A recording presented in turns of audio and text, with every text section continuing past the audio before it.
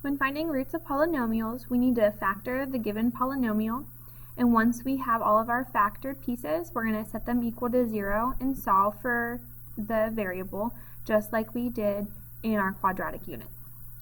So here I have 5x to the third plus 4x squared minus 15x subtract 12. So since I have 4 terms, I'm going to group them, the first two and the last two. I'm going to look at the first two of 5x to the third plus 4x squared, and I'm going to break them apart. So my 5 has 3 x's, and my positive 4 has 2 x's.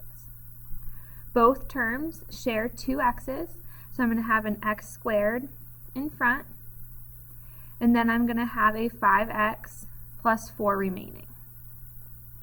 I'm going to duplicate that 5x plus 4, since when I simplify my last two terms, that part needs to be the same.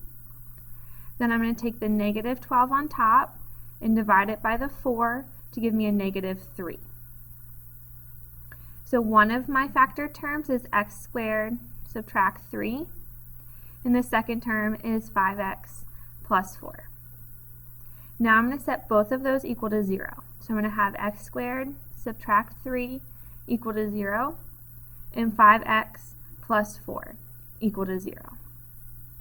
For the x squared subtract 3, I'm going to add 3 to both sides to give me x squared equal to positive 3.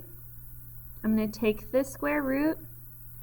3 is a prime number, so I'm not going to break it down any further, and x is going to equal plus or minus the square root of 3.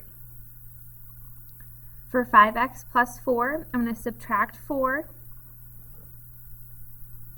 So 5x is going to equal negative 4. I'm going to divide by 5, and x is going to equal negative 4 over 5.